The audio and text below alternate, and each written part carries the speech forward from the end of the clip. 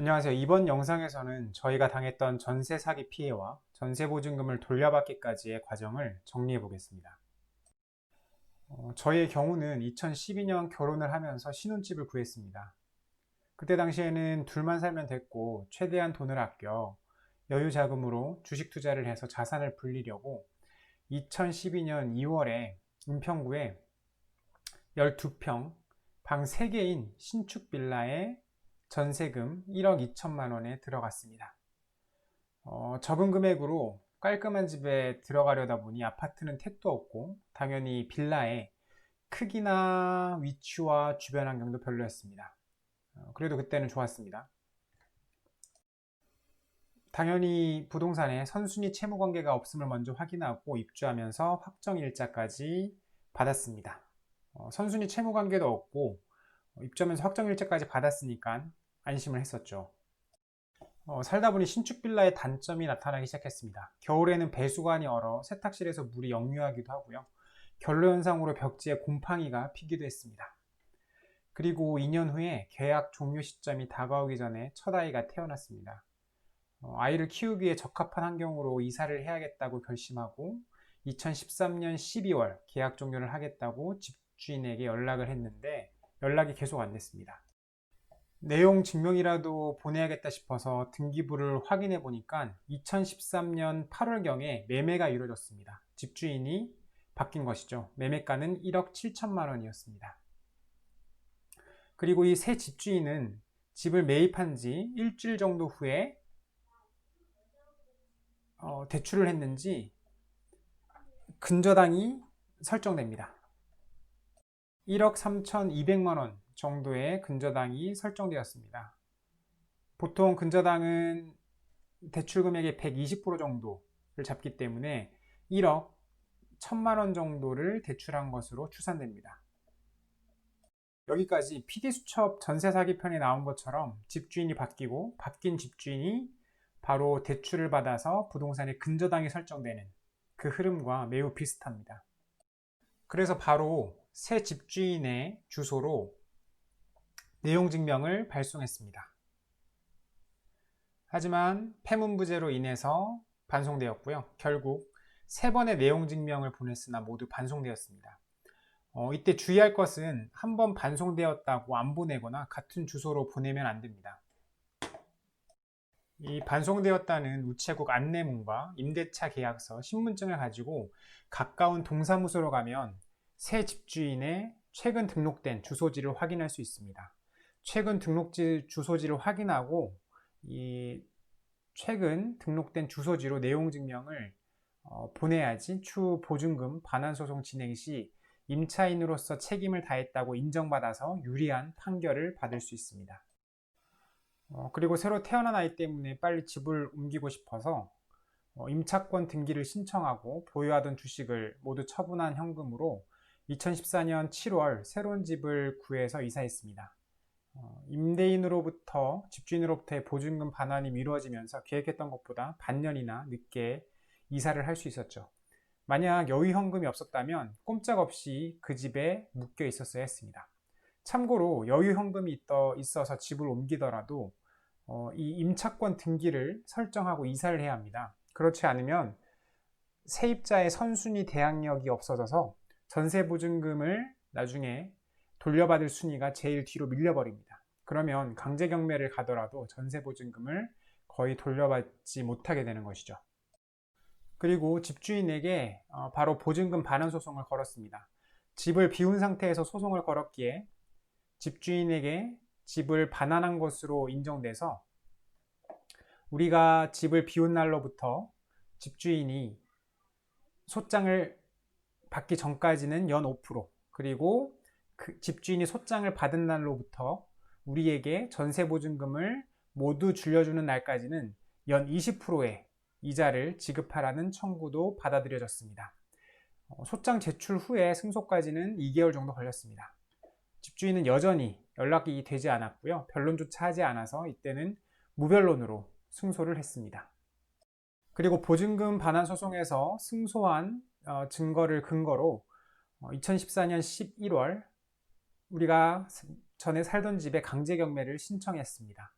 그리고 약 4달 후인 2015년 2월에 매각 기일이 잡혔습니다. 감정가는 1억 7천만 원으로 결정이 됐고요. 저희가 전세로 들어갔던 1억 2천만 원의 140% 수준으로 다행히 굉장히 감정가가 높게 평가가 되었습니다. 네, 보시면 3개월 동안 굉장히 많은 문서가 왔다 갔다 했습니다. 하지만 2015년 2월에 열린 1차 경매에서는 유찰되었습니다. 그리고 한 달 뒤인 2015년 3월에 2차 매각, 2차 경매가 열렸고요. 이때 1억 4,389만 원에 낙찰이 되었습니다. 그리고 낙찰 받은 분은 2015년 5월 19일에 이 대금을 지급을 했습니다. 그리고 결국 2015년 5월 20일에 서울 서부지방법원에서 배당이 진행되었는데요. 먼저 낙찰된 금액 1억 4,393만 8,517원. 실제로 매각 대금은 1억 4,389만 원이지만 낙찰자 분이 이 낙찰 대금을 넣고 배당기일까지 진행된 기간 동안에 이 이자가 발생했기 때문에 총 배당할 금액은 조금 늘었습니다. 그리고 여기 집행비용은 이 서울 서부지방법원에서 이 경매를 진행하기 전까지의 총 사용된 비용의 내역이기 때문에 이 금액은 제외됐습니다. 여기에는 제가 이 소송을 위해서 진행했던 인지대라든지 이런 것도 모두 포함이 되어 있어서 그 비용 또한 저는 돌려받았습니다. 그래서 결과적으로 실제 이 배당을 신청한 주체들에게 배당할 금액은 1억 4,100여만 원이 되었는데요. 제가 선순위였지만 저보다도 우선 국가에서 이 집주인이 미납한 세금 부분을 가져왔습니다. 근데 다행히 소액이어서 다행이었는데 만약 집주인이 큰 금액의 미납세금이 있다면 이 부분도 문제가 될 수 있습니다. 다음으로 선순위인 제가 전세보증금 1억 2천만 원에 대해서는 100% 배당을 받았습니다. 그리고 아까 얘기했지만 임대인이 전세보증금을 돌려주지 않으면서 저에게 이제 지연이자까지 받을 권리가 주어졌었는데요. 이때 지연이자는 한 1,770만 원 정도가 발생을 했습니다. 그런데 이 지연이자는 후순위 근저당권자인 은평중앙신용협동조합보다 밀렸습니다. 그래서 후순위 근저당권자인 신협이 남은 2,100여만 원의 잔금을 받아갔습니다. 신협의 입장에서는 1억 1,000만 원 정도를 대출해 줬을 텐데 2,100만 원밖에 못 받은 것이죠. 즉 대출해 준 돈의 20%밖에 돌려받지 못한 셈입니다. 저는 남은 돈이 없기 때문에 지연이자를 돌려받지 못했고요. 결국 전세보증금은 원금 그대로 돌려받았지만 지연이자를 받지 못했죠. 그래서 이 지연이자를 돌려받지 못한 내용을 근거로 바로 집주인을 채무불이행자 명부에 등재를 신청했습니다. 채무불이행자 명부에 등재가 되면 정상적인 금융, 신용거래를 할 수가 없게 됩니다. 통장이라든지 카드 개설이 불가한 거죠. 그래서 정상적인 사회생활을 하고자 하는 사람이면 지연이자를 줄 테니까 채무불이행자 등재를 취소해달라고 합의를 요청해 옵니다. 집주인이 합의를 요청해 오면 딱 지연된 만큼의 이자만 받고 등재 신청을 해지해 주려고 했는데 아직까지 아무런 소식이 없습니다. 결국 지연이자를 받지 못한 상태로 5년이 흘렀고 제 생각에는 이 집주인 역시 PD수첩에 나왔던 돈 받고 명의만 빌려준 가짜 집주인 같은 존재일 거라고 추정을 하고 있습니다. 그나마 저의 케이스는 매매가가 전세가의 140% 수준으로 높아서 전세보증금을 그대로 돌려받을 수 있었습니다. 하지만 만약 매매가와 전세가가 별 차이 없는 집이라면 아니면 전세가가 오히려 매매가보다 훨씬 더 비싼 집이라면 전세보증금 원금을 손해볼 수 있습니다. 왜냐하면 보통 낙찰가가 감정가의 80에서 85% 수준이기 때문이죠. 그리고 전세보증금을 돌려받기까지 1년여의 기간이 걸렸고, 이를 위해서 너무나 많은 시간과 에너지를 소비하면서 공부하고 법적 절차를 진행해야 했습니다. 그에 따른 스트레스로 이 기간에 살이 7kg 가까이 빠지고 온몸에 두드러기가 나기도 했었습니다. 만약 제가 전세보증보험에 가입했었다면 훨씬 간단한 절차를 통해서 짧은 기간에 이 보증기관에서 전세보증금을 돌려받을 수 있었을 겁니다. 제가 전편의 영상에서 빌라의 경우 전세보증보험에 꼭 가입해라고, 가입하지 못할 빌라라면 전세로 들어가지 말라고 한 것도 바로 이런 이유 때문입니다.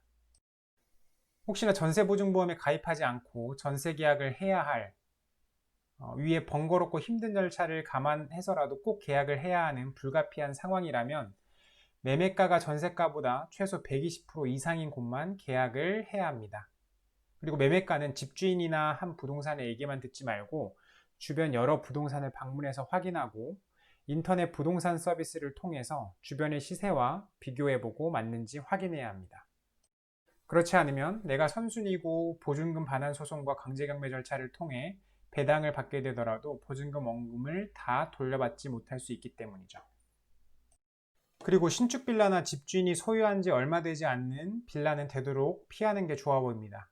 특히 빌라 건축이나 분양업을 하는 집주인이라면 더욱 조심해야 되고요. 되도록이면 집주인이 소유한 지 오래된 빌라, 거기다 같은 건물에 집주인이 오랜 기간 살고 있는 빌라라면 상대적으로 더 안전하다고 판단됩니다.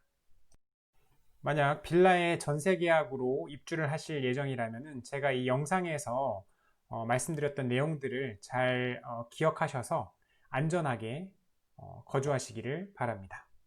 오늘의 영상은 여기까지입니다. 감사합니다.